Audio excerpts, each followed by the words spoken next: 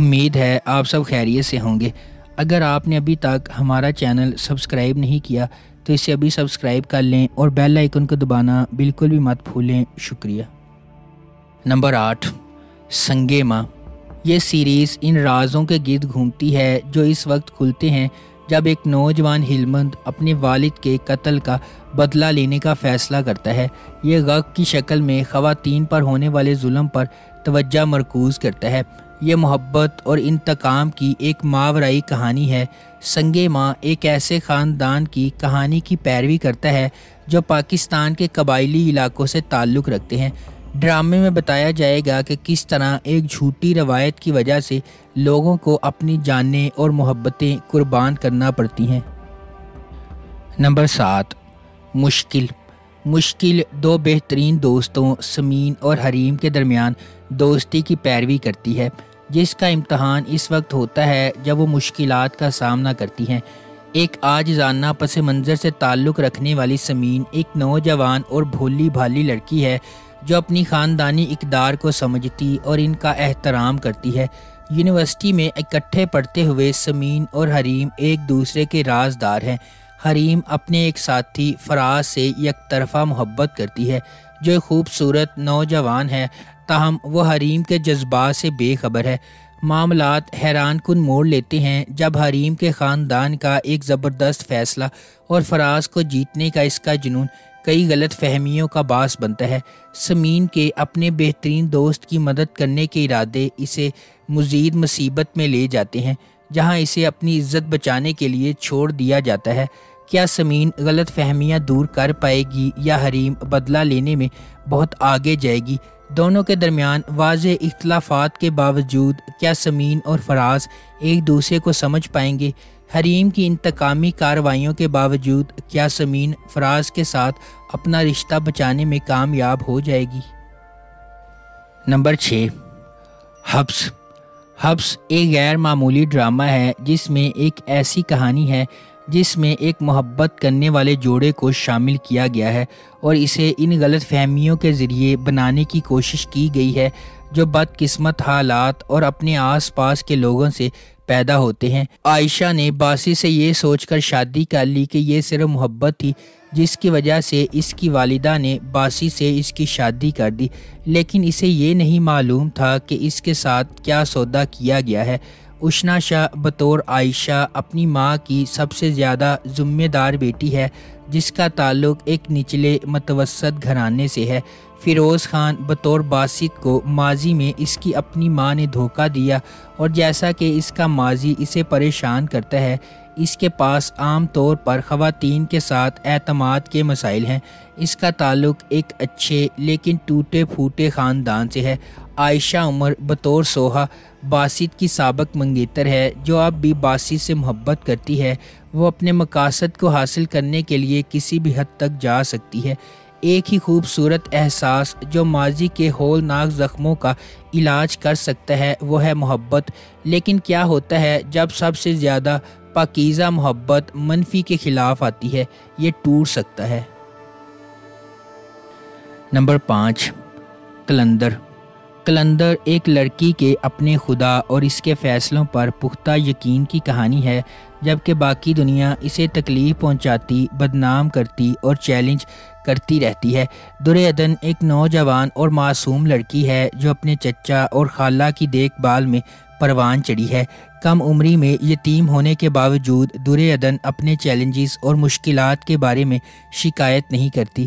اس کے برعکس تبریز ایک خوبصورت نوجوان ہے جو زندگی میں عظیم چیزیں حاصل کرنے کی خواہش رکھتا ہے۔ اسی محلے میں رہتے ہوئے تبریز کے والدین نے اس کے لیے ایک جیون ساتھی کے طور پر درِ عدن کو مناسب پایا، تاہم تبریز کی زندگی میں ایک حیران کن موڑ آتا ہے جب ایک امیر گھرانے سے تعلق رکھنے والی سنبل اس سے محبت کرتی ہے۔ اپنے مستقبل کو مالی طور پر محفوظ بنانے کی کوششوں میں تبریز اس تحفے کو بھول جاتا ہے جو اسے دنیا اور آخرت کے لیے درِ عدن کی صورت میں دیا گیا تھا۔ نمبر 4، جھوم کا محبت، رشتوں، دل ٹوٹنے اور قربانیوں کی دنیا میں ایک سفر جو ان دو روحوں کی زندگیوں کے گرد گھومتا ہے جو افراتفری اور بے یقینی کی دنیا میں محبت پاتے ہیں۔ جو ان کی زندگیوں کو ہمیشہ کے لیے بدل دیتا ہے۔ آریان ایک نوجوان اور خوبصورت لڑکا ہے جو اپنے دوستوں کا خیال رکھنے والا اور مالکانہ فطرت رکھتا ہے۔ ایک تکلیف دہ ماضی ہونے کے باوجود آریان زندگی کی پریشانیوں سے مسکرانے کی کوشش کرتا ہے اور اپنے دوستوں کی مدد کرنے سے کبھی پیچھے نہیں ہٹتا ہے۔ تاہم آریان کی زندگی میں ایک غیر متوقع موڑ آتا ہے جب وہ مریم سے ملتا ہے، جو ایک ہمدرد اور مہربان عورت ہے جو اس کی زندگی میں سورج کی روشنی بن جاتی ہے۔ جیسے ہی ان کا رشتہ پروان چڑھنے لگتا ہے، آریان اپنے آپ میں تبدیلی محسوس کرتا ہے اور اس محبت کو قبول کرتا ہے جس سے وہ اتنے عرصے سے محروم تھا۔ نمبر 3، مجھے پیار ہوا تھا۔ مجھے پیار ہوا تھا ماہر، سعد اور اریب کے درمیان لو ٹرائنگل پر مبنی ہے۔ سعد ہمیشہ سے اپنی کزن ماہر سے محبت کرتا رہا ہے، لیکن جب وہ اس کا اعتراف کرنے میں ناکام رہتا ہے تو زندگی ایک مختلف موڑ لیتی ہے اور اریب فریم میں داخل ہوتا ہے۔ تھوڑی سی غلط فہمی کی وجہ سے معاملات ٹوٹنے لگتے ہیں اور محبت کرنے والوں کے درمیان اعتماد ٹوٹ جاتا ہے۔ اپنے والدین کی اکلوتی اولاد ہونے کے ناطے ہانیہ عمر بطور ماہر اپنے خاندان کی تمام محبتیں جمع کرتی ہے۔ وہ سادہ، معصوم اور شائستہ ہے۔ وہ پیسے اور مادی چیزوں پر محبت اور احترام کو ترجیح دیتی ہے۔ زاویار نعمان بحیثیت اریب کا تعلق ایک اعلیٰ طبقے کے گھرانے سے ہے۔ اپنے والدین کی اکلوتی اولاد ہونے کے ناطے اسے فخر ہے۔ وہ اپنی قدر جانتا ہے اور شاندار ہے۔ اس کی انفرادیت اس سے مطالبہ کرتی ہے کہ وہ سب سے بہترین کا انتخاب کرے۔ وحاج علی بطور سعد ماہر کا کزن ہے۔ بڑے ہوتے ہی اس کے ساتھ اس کی دوستی محبت میں بدل جاتی ہے۔ وہ ماہر سے محبت کرتا ہے اور اس کے لیے اپنی عزت نفس قربان کرنے کو بھی تیار ہے، لیکن بدقسمتی سے یہ احساس باہمی نہیں ہے۔ نمبر 2، میرے ہم سفر۔ میرے ہم سفر کی کہانی حالہ کے گرد گھومتی ہے، جو ایک نوجوان اور خوبصورت لڑکی ہے جسے اس کے والد اس کے آبائی گھر چھوڑ جاتے ہیں، جہاں اس کے ساتھ برا سلوک کیا جاتا ہے۔ بعد میں اس کا کزن بیرون ملک سے واپس آتا ہے اور اس سے شادی کرتا ہے اور اسے وہ عزت دیتا ہے جس کی اسے ہمیشہ ضرورت تھی۔ حالہ اور حمزہ کی کیمسٹری کو شائقین نے بے حد پسند کیا۔ اس ڈرامے کو پاکستان، بھارت، بنگلہ دیش اور نیپال میں بہت زیادہ مقبولیت ملی۔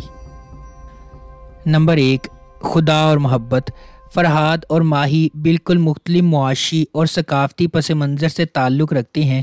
ماہی، جو ایک بااثر گھرانے سے آتی ہے، اپنی حقیقی خوش مزاج طبیعت کے باوجود اپنے خاندان کی کلاس کے کنونشنز اور تقاضوں کی پابندی کرتی ہے۔ دوسری طرف فرحاد کا تعلق ایک چھوٹے سے شہر سے ہے اور وہ فوری طور پر کرشماتی ماہی کی طرف راغب ہوتا ہے اور جلد ہی اس کے لیے سب کچھ ترک کر دیتا ہے۔ اگرچہ ماہی فرحاد کی کوششوں کو سراہتی ہے، لیکن وہ اس کے لیے ایک جیسے جذبات نہیں رکھتی۔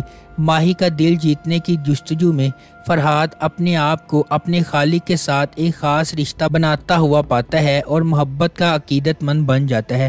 اس کلاسک محبت کی کہانی میں دو سٹار کروس لورز اپنی محبت کے لیے لڑنے کے لیے جدوجہد کرتے ہیں۔ کیا تقدیر انہیں اکٹھا کرے گی، یا طبقاتی اور سماج کی سرحدیں ٹوٹ جائیں گی، یا فرحاد کا مقدر ہے عقیدت کی زندگی گزارنا؟ اگر آپ کو ہماری یہ ویڈیو پسند آئی ہے تو اسے لائک کریں، شیئر کریں اور ہمارے چینل کو سبسکرائب کرنا بالکل بھی مت بھولیں۔ بہت شکریہ۔